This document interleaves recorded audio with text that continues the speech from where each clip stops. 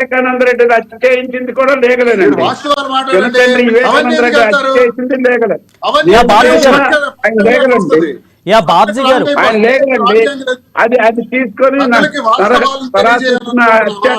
ప్రజల ముందు వాస్తవాలు చేయించింది లేగలే. ఏం చేసినా లేగలే. చంద్రబాబు నాయుడు గారు పడ్డారు ఆ రోజు. చంద్రబాబు నాయుడు డైవర్ట్ చేయండి. ఆయన ఇది లేగలే.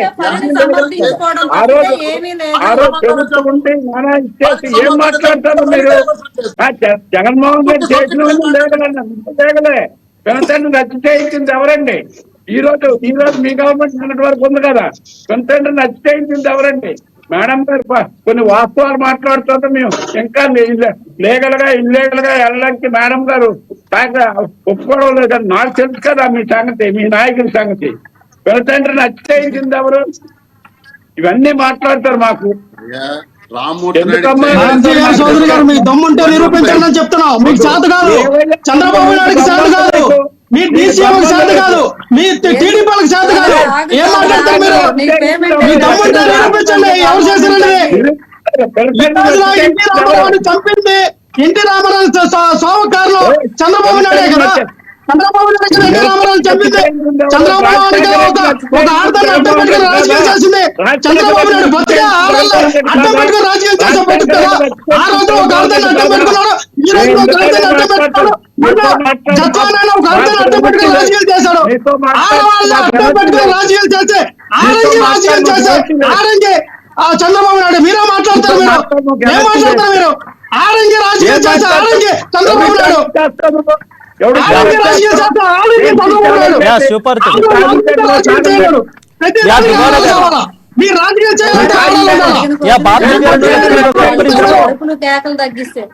బాబ్జీ గారు ఒక్క నిమిషం. శివపార్వతి గారు ఏవైతే శివపార్వతి గారు ఎవరైతే ఆ షర్మిల గారు లేఖను రాశారు, ఈ లేఖలో ప్రత్యేకంగా 2 పేజీల లేఖలో పూర్తి సారాంశం ఏంటంటే కేవలం నన్ను వైఎస్ఆర్ ఒక బిడ్డగా నన్ను ఎక్కువగా అమితంగా ప్రేమించారు. ఏదైనా వాటాలో కూడా జగన్మోహన్ రెడ్డి 2019 వరకు కూడా తన సొంత పెద్ద బిడ్డగా నన్ను చూసుకున్నారు.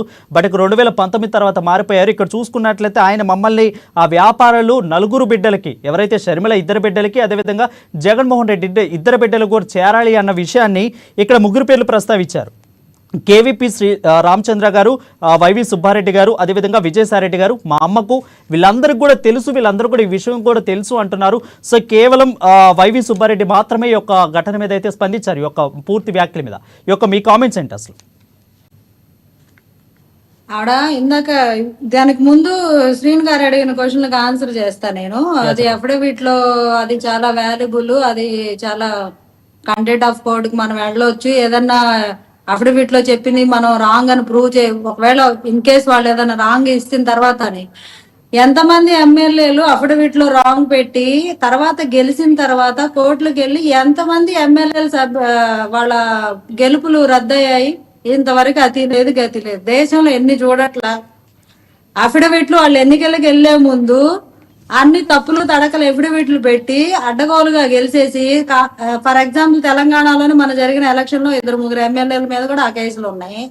ఇవన్నీ కోర్టుకి వెళ్తారు అంతే, తిరుగుతా ఉంటాయి. అవి తిరుగుతా ఉంటాయి అంతే 5 ఏళ్ళు. ఈ లోపు వాళ్ళ పదవీ కాలం అయిపోతుంది. వాళ్ళ పదవిని ఏమి రద్దు చేయరు. మనకి కోర్టులో మనకి లాలో ఉన్న లూప్ హోల్స్ యూజ్ చేసుకొని జగన్మోహన్ రెడ్డి గారు 10 ఏళ్ల నుంచి గోయల్ మీద ఎలా తిరుగుతున్నారు, అలాగే రాంగ్ అఫిడవిట్స్ తోటి కూడా చాలా మన పెద్ద మనుషులు ఈ సొసైటీలో ఉన్నారు, రాజకీయ నాయకులు ఉన్నారు. అది దాని విఘ్నత ఉన్న వాళ్ళు పాటిస్తున్నారు, విఘ్నత లేని వాళ్ళు ఇష్టం అడ్డగోలుగా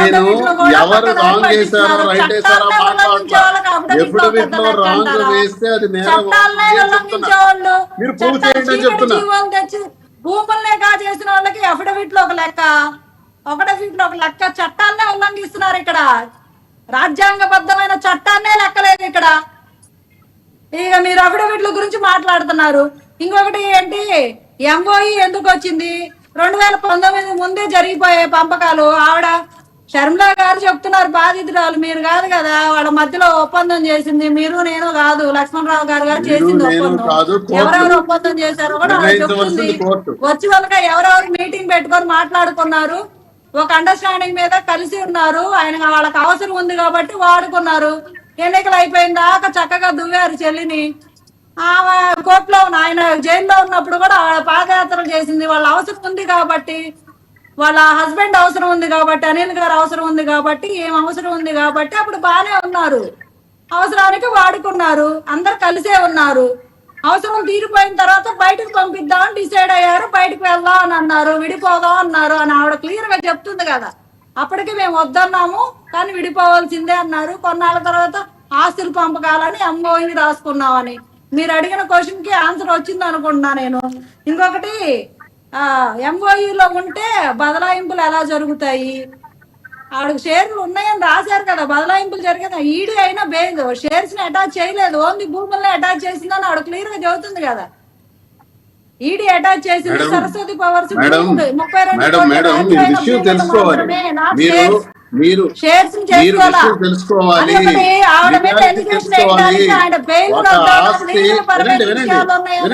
ఇదొక ఎలిగేషన్ మాత్రమే. వినండి అమ్మా, నేను చెప్తాను వినండి. ఒక ఆస్తి ఈడీ అటాచ్మెంట్ లో ఉండేటప్పుడు ఆ ఆస్తి పైన కోర్టు వారు స్టేటస్ కో విధించినప్పుడు దాని మీద ఏ లావాదేవీలు జరపకూడదు. జరిపితే contempt of the court order అవుతుంది. ఒకవేళ జరిపి ఉంటే కోర్టు వారి దృష్టిలో పెట్టాలి, పెట్టి చెయ్యాలి అనేది లా చెబుతుంది. నేను లా చెబుతున్నాను. ఈడీ అటాచ్ చేసింది 32 కోట్ల రూపాయల విలువైన భూములు మాత్రమే. ఆ భూముల మీద ఉన్న లావాదేవీలు జరిగితే వీళ్ళకి కంటెంప్ట్ ఆఫ్ కోర్ట్ అవుతుంది. కానీ ఆ భూములు కాకుండా షేర్స్ తో ఏం సంబంధం అండి? తప్పకుండా అవుద్ది. ఏముండదు. ఒక కంపెనీలో వాళ్ళకి ఎలిగేషన్ వేసింది కొంత భాగాన్ని మాత్రమే, మొత్తాన్ని కాదు. ఎలిగేషన్ ఉన్న షేర్స్ కూడా ఈ రోజు ట్రేడింగ్ చేస్తా ఉంటారు. ఎలిగేషన్ లో ఉన్న షేర్స్ కూడా ఈ రోజు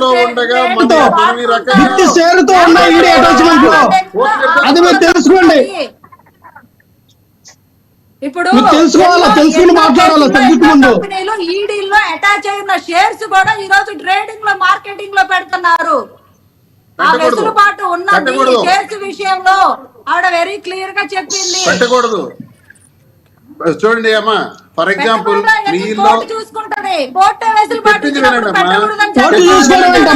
చూసుకోవడం అంటే జగన్మోహన్ రెడ్డి గారు ఇక్కడ జగన్మోహన్ రెడ్డి గారికి న్యాయపరమైన చిక్కులు వస్తాయి. జగన్మోహన్ రెడ్డి గారు దానికి బాధ్యులు అవుతారు. జగన్మోహన్ రెడ్డి గారు జగన్మోహన్ రెడ్డి గారి యొక్క బెయిల్ రద్దు అవుతుంది. అది మీరు గమనించాలా?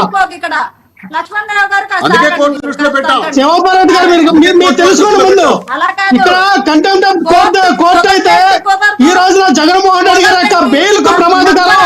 జగన్మోహన్ రెడ్డి గారి బెయిల్ రద్దు అవుతుంది. ఆ రకంగా చేయాలని కదా మీ యొక్క ఉద్దేశం, మీ ఎన్డీఏ కూటమి ఉద్దేశం, చంద్రబాబు నాయుడు గారు, శర్మిల గారి యొక్క ఉద్దేశం జగన్మోహన్ రెడ్డి గారిని జైలుకు పంపించాలి, బెయిల్ రద్దు చేయించాలి. ఇలాగైతే అవుతుంది. జగన్మోహన్ రెడ్డి గారు అక్కడ అన్యాయం, అక్రమాల అవినీతి ద్వారా సంపాదించారు కాబట్టి ఈ రకంగా చేస్తే బెయిల్ రద్దు జగన్మోహన్ రెడ్డి గారు జైలుకి వెళ్తారు. కాబట్టి ఈ రోజున చెల్లితనం ఆడుతున్న మీ యొక్క గేమ్ ఇది. ఇదే ప్రజలు గమనిస్తూ ఉన్నారండి. ప్రజలు గమనిస్తూ ఉన్నారు. మీరు ఎంత డ్రామా ప్లే చేసినా, ప్రజలందరూ గమనిస్తూ ఉన్నారు. మీరు చెప్పే మాటలు, మీరు ఆడే మాటలు, మీకున్నటువంటి ఛానల్ ఏమవుతున్నాయో ఆ ఛానల్ చెప్పమని నిజాలను వాళ్ళు అనుకోవట్లా. ఇవన్నీ కేవలం ఆరోపణలే. ఏదో ఇప్పుడు కోర్టుకు వెళ్ళారు అని అందరూ ఊస్తున్నారని దాన్ని తప్పిపుచ్చుకోవడానికి ఆవిడ మీద వేసిన ఎలిగేషన్ అంతే. ఇది శర్మిల గారి దగ్గర ఎవిడెన్స్ ఉండి, శర్మిల గారి దగ్గర ఆవిడ దగ్గర మాకు రావాల్సినటువంటి ఆస్తి పత్రాలు ఉంటే ఆవిడ కోర్టులో లీగల్ గా తెలుసుకోవచ్చు. చంద్రబాబు నాయుడు గారు చెప్తాను, పవన్ కళ్యాణ్ గారు చెప్తాను, లేకపోతే శివపార్వతి మీరు చెప్తాను కాదండి. కోర్టులో లీగల్ గా తెలుసుకుంటారు. ఈ రోజున మీరు ఎంత గోల పెట్టినా చంద్రబాబు నాయుడు గారు, పవన్ కళ్యాణ్ గారు వాళ్ళ దగ్గర ప్రూఫ్లు అంటే కోర్టులో వేసుకోవాలండి. శర్మిల గారి దగ్గర, విజయమ్మ గారి దగ్గర ఇదో మాకు వాటాలు రావాలని ఎటువంటి ఎవిడెన్స్, ప్రూఫ్, డాక్యుమెంట్లు ఏమైనా ఉంటే కోర్టులో తెలుసుకోమని చెప్పండి.